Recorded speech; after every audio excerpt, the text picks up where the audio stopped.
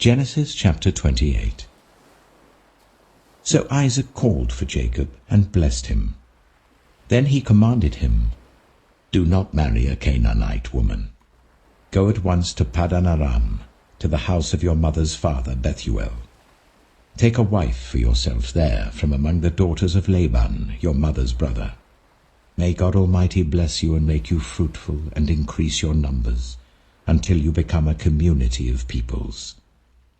May he give you and your descendants the blessing given to Abraham, so that you may take possession of the land where you now reside as a foreigner, the land God gave to Abraham." Then Isaac sent Jacob on his way, and he went to Paddan Aram, to Laban son of Bethuel the Aramean, the brother of Rebekah, who was the mother of Jacob and Esau. Now Esau learned that Isaac had blessed Jacob, and had sent him to Paddan Aram to take a wife from there, and that when he blessed him he commanded him, "Do not marry a Canaanite woman," and that Jacob had obeyed his father and mother, and had gone to Paddan Aram. Esau then realized how displeasing the Canaanite women were to his father Isaac. So he went to Ishmael and married Mahalath, the sister of Nebaioth, and daughter of Ishmael, son of Abraham, in addition to the wives he already had. Jacob left Beersheba and set out for Haran. When he reached a certain place, he stopped for the night because the sun had set. Taking one of the stones there, he put it under his head and lay down to sleep. He had a dream, in which he saw a stairway resting on the earth with its top reaching to heaven, and the angels of God were ascending and descending on it. There above it stood the Lord, and he said, "I am the Lord, the God of your father Abraham and the God of Isaac. I will give you and your descendants the land on which you are lying. Your descendants will be like the dust of the earth, and you will spread out to the west and to the east, to the north and to the south. All peoples on earth will be blessed through you and your offspring. I am with you and will watch over you wherever you go, and I will bring you back to this land. I will not leave you until I have done what I have promised you." When Jacob awoke from his sleep, he thought, "Surely the Lord is in this place, and I was not aware of it." He was afraid and said, "How awesome is this place! This is none other than the house of God. This is the gate of heaven." Early the next morning, Jacob took the stone he had placed under his head and set it up as a pillar, and poured oil on top of it. He called that place Bethel, though the city used to be called Luz. Then Jacob made a vow, saying, "If God will be with me, and will watch over me on this journey I am taking, and will give me food to eat and clothes to wear, so that I return safely to my father's household, then the Lord will be my God. And this stone that I have set up as a pillar will be God's house, and of all that you give me, I will give you a tenth." Matthew chapter 27. Early in the morning, all the chief priests and the elders of the people made their plans how to have Jesus executed. So they bound him, led him away, and handed him over to Pilate the governor. When Judas, who had betrayed him, saw that Jesus was condemned, he was seized with remorse and returned the 30 pieces of silver to the chief priests and the elders. "I have sinned," he said, "for I have betrayed innocent blood." "What is that to us?" they replied. "That's your responsibility." So Judas threw the money into the temple and left. Then he went away and hanged himself.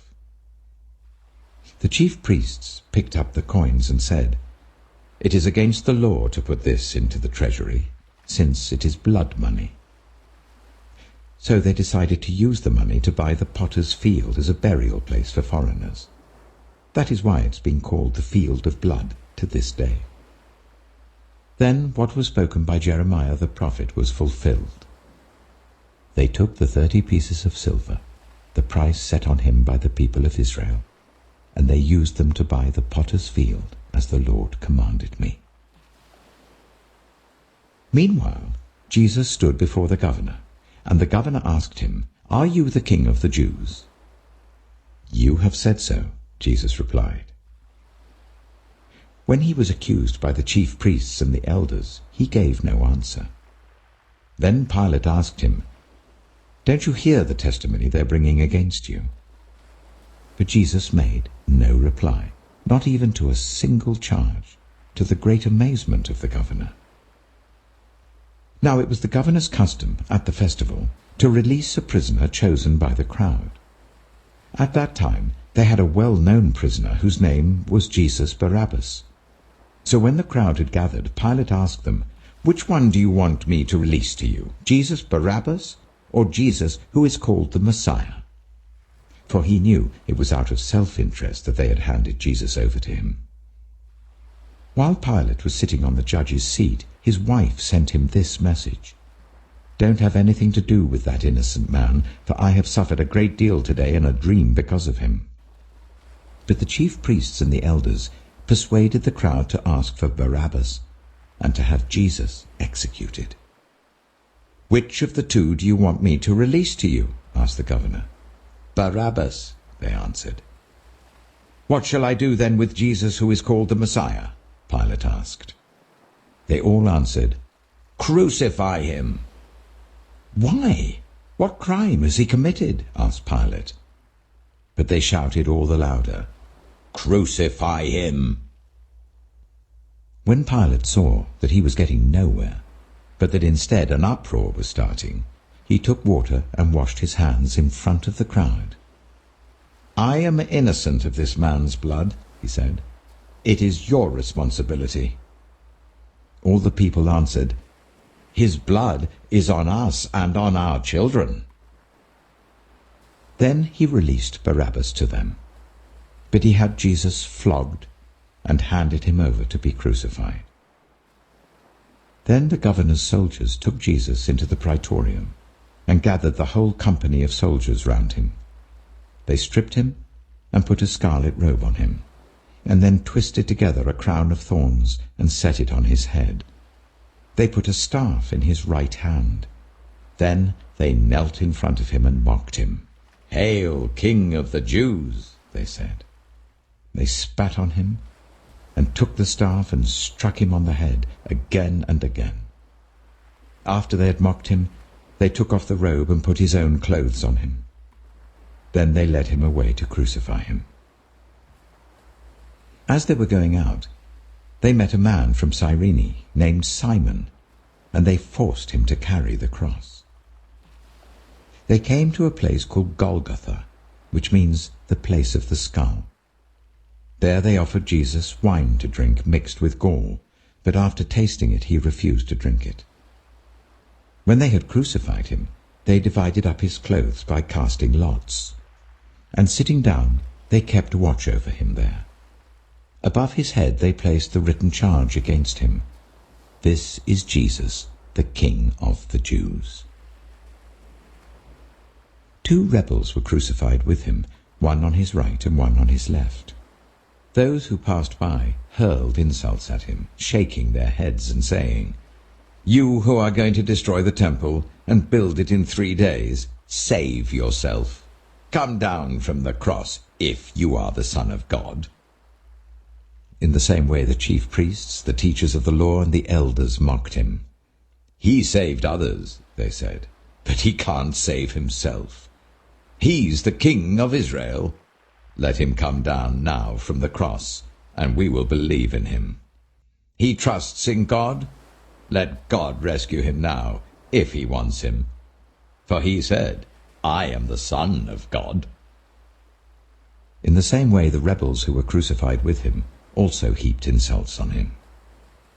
From noon until 3 in the afternoon, darkness came over all the land.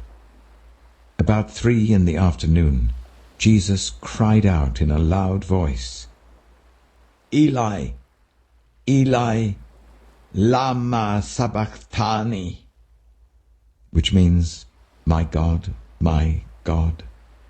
why have you forsaken me?" When some of those standing there heard this, they said, "He's calling Elijah." Immediately one of them ran and got a sponge. He filled it with wine vinegar, put it on a staff, and offered it to Jesus to drink. The rest said, "Now leave him alone.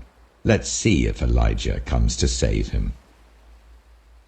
And when Jesus had cried out again in a loud voice, he gave up his spirit.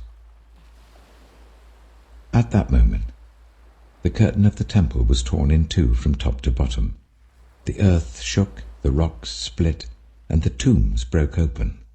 The bodies of many holy people who had died were raised to life. They came out of the tombs after Jesus' resurrection and went into the holy city and appeared to many people. When the centurion and those with him who were guarding Jesus saw the earthquake and all that had happened, they were terrified and exclaimed, "Surely he was the Son of God." Many women were there, watching from a distance. They had followed Jesus from Galilee to care for his needs. Among them were Mary Magdalene, Mary the mother of James and Joseph, and the mother of Zebedee's sons. As evening approached, there came a rich man from Arimathea named Joseph, who had himself become a disciple of Jesus. Going to Pilate, he asked for Jesus' body, and Pilate ordered that it be given to him. Joseph took the body, wrapped it in a clean linen cloth, and placed it in his own new tomb that he had cut out of the rock. He rolled a big stone in front of the entrance to the tomb and went away. Mary Magdalene and the other Mary were sitting there opposite the tomb. The next day, the one after Preparation Day, the chief priests and the Pharisees went to Pilate. "Sir," they said, "we remember that while he was still alive, that deceiver said, 'After 3 days I will rise again.' So give the order for the tomb to be made secure until the 3rd day.